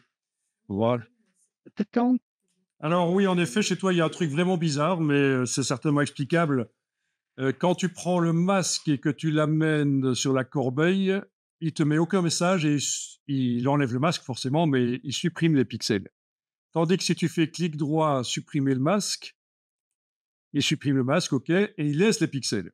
Donc c'est vraiment surprenant, mais enfin voilà, c'est comme ça. Donc je le fais ici, corbeille, supprimer, voilà, ok, on est bon. Oui. Oui. Alors, vous allez enlever l'œil en face du calque d'en bas et on va travailler sur le calque du dessus. Le calque d'en bas va nous perturber pour la suite si on le voit. Donc, alors, ce qui nous intéresse ici, c'est la patte. D'ailleurs, je vais appeler ça patte. Vous n'êtes pas obligé de renommer, c'est juste pour la démo. Je zoome sur la patte et je vais.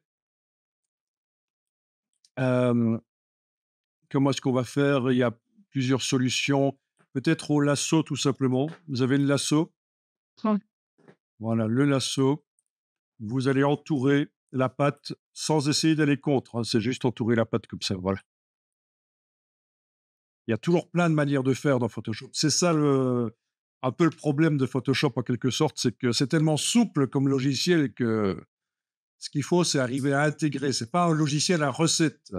C'est un logiciel où il faut intégrer comment ça fonctionne et puis vous utilisez les outils, vous les combinez. Vous voyez? Contrairement à InDesign qui est plus un logiciel à recette, euh, clairement. OK, vous avez une sélection en pointillé qui apparaît. Vous cliquez sur l'icône du masque et la sélection est transformée en masque. Et là, on va pouvoir aller au pinceau, affiner l'affichage de la patte. Donc, ce qu'on voit là, c'est vraiment le b.a.-ba de Photoshop. Il faut absolument arriver à maîtriser ça. C'est la sélection. Enfin, il y a plein de techniques de sélection dans Photoshop, suivant ce qu'on sélectionne. Oui, si je sélectionne une voiture ou un aspirateur ou quelque chose à bornette, même si c'est un truc naturel, pas une noix de coco, mais une noix. Vous voyez ce que je veux dire, hein? Je vais utiliser la plume. Si je veux sélectionner des cheveux, c'est d'autres techniques. Mais donc, il y a plein de techniques de sélection. Mais celle-ci, c'est vraiment la technique de base qui permet de sélectionner globalement tout. Pas toujours extrêmement bien, mais globalement tout. Donc, il faut vraiment absolument maîtriser cette technique du masque de fusion. Et surtout, on fait du non destructif. Au lieu d'effacer, on masque, au cas où il faudrait faire réapparaître. C'est ça l'idée. Alors ici, vous travaillez dans le masque du dessus et au pinceau normal, vous allez dessiner en noir avec un bord flou sur le côté de la patte, par exemple, et on va aller comme ça enlever le décor. Faites-le en plusieurs fois. Levez le pinceau de temps en temps. Comme ça, s'il faut annuler, commande Z, vous pourrez annuler. S'il faut annuler plusieurs fois, commande Z, voilà. Rétablir, commande majuscule Z. Enfin, c'est l'historique. Voilà. Je suis encore en train de colorier ou de déplacer. Oui, ouais. Tu dois du coup travailler en noir. Voilà. En noir, c'est comme si tu rajoutais du. Et alors, pour le dessus, je prends un gros pinceau flou et je fais ça. Vous voyez? Parce que je vais devoir faire de la fusion de la pâte sur les oursons. Une copie de la pâte sur les oursons. Je vais devoir faire une fusion. Donc, c'est pour ça que ici, sur le dessus, j'ai pris une grosse brosse floue en noir. Et voilà. Si je fais Alt-clic, on voit à quoi ressemble le masque, hein. Alt-clic sur le masque.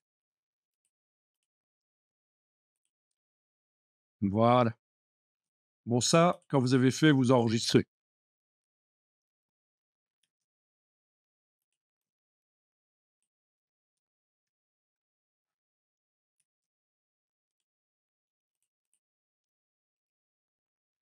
Alors, pour la suite, ben, regardez, vous allez tester après. Je vous rappelle qu'il faut avoir enregistré au cas où. Donc, je réaffiche le calque d'en dessous. La patte ici, je vais la dupliquer. Je prends le calque, je l'amène sur le signe plus. Regardez d'abord, vous allez tester après. Ensuite, avec l'outil de déplacement, je vais aller déplacer. Attention, l'outil de déplacement, il faut que l'option sélection automatique ne soit pas cochée dans la barre de dessus. Avec l'outil déplacement, je déplace la patte, voilà. Et elle va me servir à quoi? Ben, par exemple, pour déjà la patte arrière de l'ours, la maman. Alors, est-ce qu'on arrive à placer comme on veut ou ça cale? Ça dépend si le magnétisme ou les repères commentés sont affichés. Vous allez déjà faire ça, oui. Les repères commentés, ils sont où encore ici dans afficher, repères commentés. Ouais. Bon, écoutez, voyez si vous arrivez à placer comme il faut, mais ça cale, ça cale. Quand je déplace, je sens que ça cale. C'est donc affichage. Je vais désactiver magnétisme. Voilà, c'est mieux. Voilà. Essayez déjà de faire ça, de, Euh, de dupliquer donc le calque de la patte et avec l'outil de déplacement, sans l'option sélection automatique, vous déplacez la patte là pour la patte arrière de la maman ours. Alors, c'est pas la même couleur. OK, ça se règle après. À la limite, ça peut passer. Quelqu'un qui voit ça ne va peut-être pas se dire: «Tiens, c'est bizarre». Faut pas réduire un peu la taille. En effet, peut-être qu'une réduction de la taille serait pas mal. Oui, on peut tester ici déjà. Donc, c'est contrôle T sur le PC, commande T sur le Mac. Ah oui. Alors, il me fait un truc Zarbi là. Oui, il me fait un truc comme ça, OK, donc ça va pas aller, ça va pas le faire. Ça va pas le faire. Quand vous faites, édition, transformation manuelle, il vous met aussi, la transformation manuelle sur toute l'image, même la partie qui n'apparaît pas. D'accord? oui. OK, c'est pas bon. Touche escape. On va jeter le masque et l'appliquer, tant qu'à faire. On prend le masque, on le jette et on demande cette fois-ci appliquer. Donc les pixels qui n'apparaissent pas, qui font pas partie de la pâte, devraient normalement être effacés. Appliquer. Voilà. Et donc maintenant, quand on fait transformation manuelle, ça le fait bien uniquement sur la pâte. Oui, Photoshop change un peu de manière de fonctionner, hein. Ça se faisait pas comme ça avant. Donc déjà, à essayer d'arriver à jeter le masque de fusion et l'appliquer pour que les pixels qui étaient masqués soient effacés. Ensuite, édition, transformation manuelle. Ensuite, vous avez la taille, en effet, et également la rotation, et également la torsion avec la touche CTRL et PC aux commandes du Mac, c'est la torsion. Ça pourrait servir. Donc, Contrôle quoi? la touche contrôle du PC ou commande du Mac et on prend les poignées du coin, c'est la torsion. Sinon, la dimension, une poignée du coin sans rien enfoncer. Si on veut changer les proportions avec la touche majuscule, bien sûr. On peut faire éventuellement avec OK, il faut valider à un certain moment. OK. Bon, ben pour la suite, c'est relativement simple, relativement. On est vraiment quand même dans le trucage photo ici. Open your eyes, ouvre tes ouilles. Je duplique la patte. Je la déplace. Voilà. Je vais la mettre là, peut-être en plus petit. Transformation manuelle avec la touche Shift ou pas. Voilà. Ça se règle. Voilà. Et puis, je vais la dupliquer à nouveau, mais je vais la symétriser. Ça paraît logique. et Image, rotation. Non, excusez-moi, pas image, parce que ça va symétriser tout. Andouille. Édition, transformation, symétrie, axe horizontal. Ou alors, quand je suis en transformation, si je fais passer la poignée de droite avec la touche Shift au-delà de la poignée de gauche, ça fait une symétrie. Donc, je dois enfoncer la touche Shift quand je fais ça. On est d'accord? ça avec si. Ah, ça, c'est pour casser les proportions, y compris pour faire passer la poignée de l'autre côté. Voilà. Et si après, ici, il faut modifier avec la torsion, etc. Oui, il reste des choses bizarres derrière, on va les supprimer, hein. Je valide, et voilà. Ne soyez pas perfectionniste. Dites-vous bien que les personnes ont une vue d'ensemble de ce que vous allez leur montrer. Même s'il y a des erreurs monstrueuses, ils les verront pas. Voilà, d'ailleurs, je vous ai déjà montré les Photoshop Disasters. Ça vous dit quelque chose? Non, c'est simple et drôle. Donc, je vais sur le web, vous n'êtes pas obligé d'y aller, je vous montre, et je vais taper Photoshop Disasters.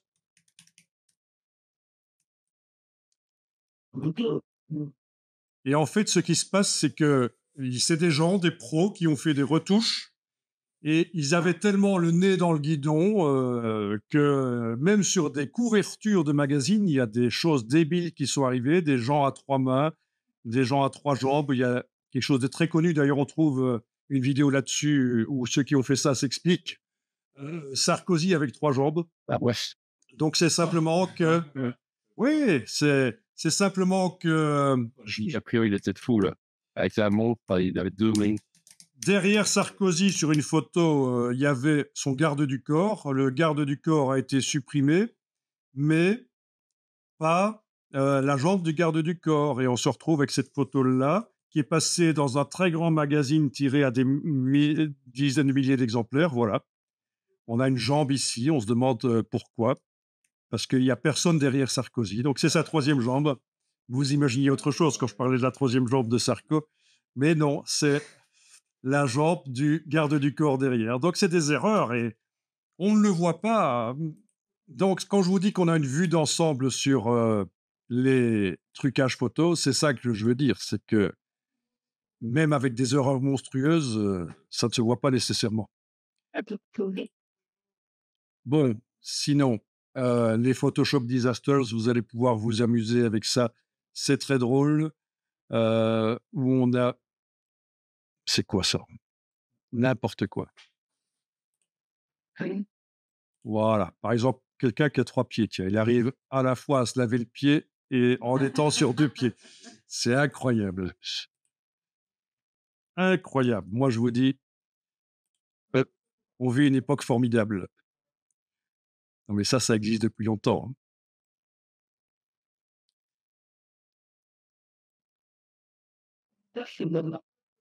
Ah oui. Alors, elle tient un sac, sauf que le sac, il est transparent, apparemment. Vous voyez? C'est quand même incroyable. De laisser passer. Mais c'est parce qu'on ne le voit pas. C'est parce que même la personne qui retouche a une vue d'ensemble sur les choses. Elle ne voit pas. Oui. Et tous ceux qui voient la mise en page et les maquettes du magazine avant l'impression, les épreuves, ne voient pas. C'est la folie. Ça peut arriver à tout le monde. Oui, t'as vu. Au-dessus qui était sélectionné. Ah oui, ça c'est autre chose. C'est des problèmes d'influenceuses ou d'influenceurs qui qui font des retouches et puis ça devient irréel. Eh oui. Tiens, qu'est-ce qu'il a celui-là? Ah oui, Denmark, d'abord, j'ai le second. Je sais pas. Ça m'a. Oui, c'est vrai que c'est bizarre. Elle est peut-être un peu trop grande. Enfin voilà, vous allez vous amuser avec ça si vous voulez. Voilà, voilà. Ok, donc à l'arrière, là, je vais aller retravailler le masque de fusion de la grande image. Masque de fusion encadré, au pinceau, en noir. Ah non, pas là. Il faut ruser un peu. C'est plutôt là, voilà. Et là, ça dit quoi? Voilà, on peut y arriver comme ça. Voilà. Et ça, c'est quoi?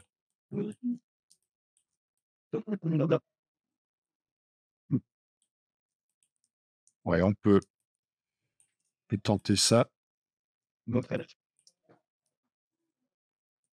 En gros, voilà, hein.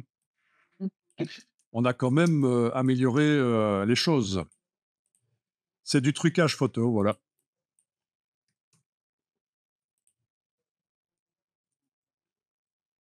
Si je fais ouvrir les fichiers récents et que je vais chercher une ancienne version, voire même la version... Vous voyez une ancienne version, là. Fenêtre réorganisée. Fenêtre verticale. Celui-là ne m'intéresse pas. Voilà, je vais pouvoir comparer avant-après. Open your eyes. Ok, je vous montre un truc ici. Vous voyez que j'ai à gauche l'image avant la retouche et à droite l'image après la retouche. Hein. Je vais ici vous montrer juste un truc qui pourrait peut-être un jour vous servir. Ici, pour la main, je vais enclencher défilement des fenêtres. Vous ne le faites pas, je vous montre juste que c'est possible de le faire. Pour la loupe, je vais enclencher zoom fenêtre. Voilà, zoom fenêtre. Ça fait quoi? Ça fait que si je prends la main ici, que je bouge, par exemple, l'image de gauche, ça bouge aussi celle de droite. Je synchronise les panoramiques. Un peu comme dans Lightroom. Voilà. Si je prends la loupe, pas le halte roulette, ça marche pas, mais la loupe. Donc, c'est... Oui, la loupe, je peux cliquer, voilà, on va faire simple, voilà. Ça zoome sur les deux. Avec la touche Alt, ça zoome en arrière. Voilà. Sans la touche Alt, ça zoome en avant, la main, voilà. Donc ça peut être sympa. C'est la synchronisation pour pouvoir comparer deux versions éventuellement. Là, je vais aller désactiver Zoom fenêtre sur la loupe et pour la main, je vais les désactiver défilement des fenêtres.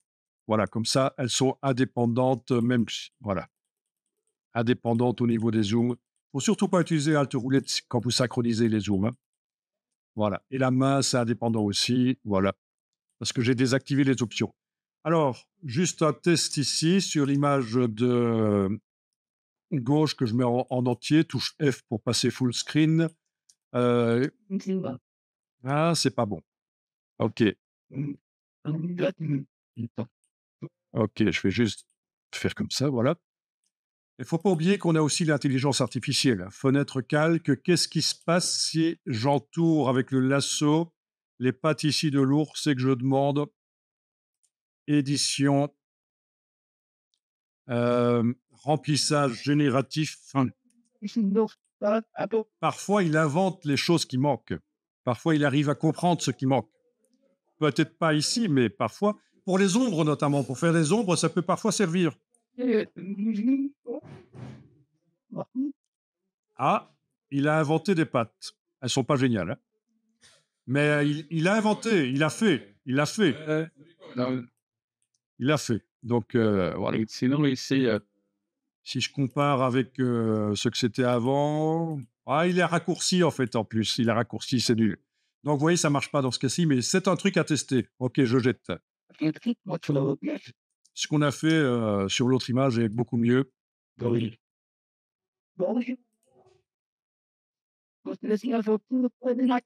Ça passe. Et on n'a pas encore travaillé le bord. Hein. Le bord n'a pas encore été travaillé comme on avait fait pour l'autre ours. Donc, c'est trop net à certains... C'est trop net à certains endroits. Il faut qu'il soit du jeteux. Hein. Là, c'est foireux. Mais ça, ce sera plus tard. Mais voilà, c'était l'occasion. J'avais jamais travaillé sur cette image et c'était l'occasion de voir que vous avez fait du trucage photo. J'avais pas prévu ça tout de suite. Mais on l'a fait. Moi, je vous invite vraiment à revoir ça pour que ce soit une bonne habitude, hein, que vous arriviez à intégrer ça.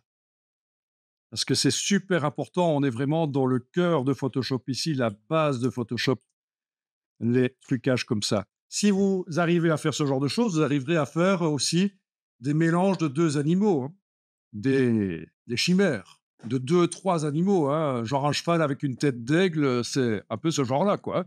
C'est de la fusion entre les plumes de l'aigle et le pelage du cheval, avec quelques petites astuces, mais dans un premier temps, ça peut être sympa et amusant.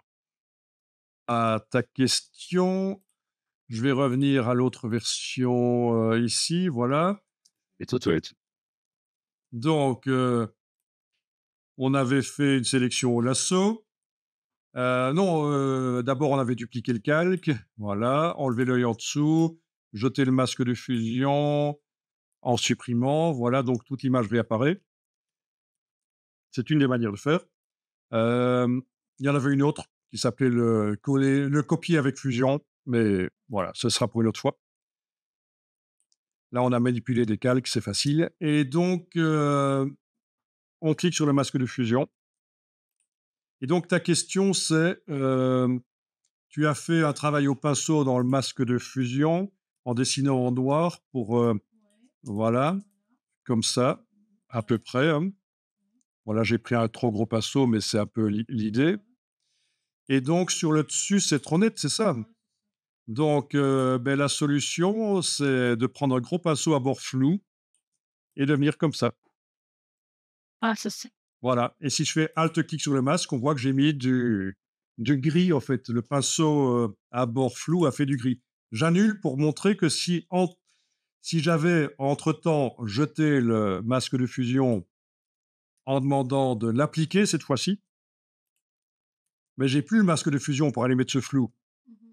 Donc là, il faut prendre la gomme. La gomme, ou ajouter un masque de fusion, ça marcherait aussi. La gomme avec un bord flou, ça marche, hein. Voilà. Et je peux aller effacer les pixels avec du flou. Voilà. image. Ah, c'est super intéressant, cette technique de base Photoshop. Voilà.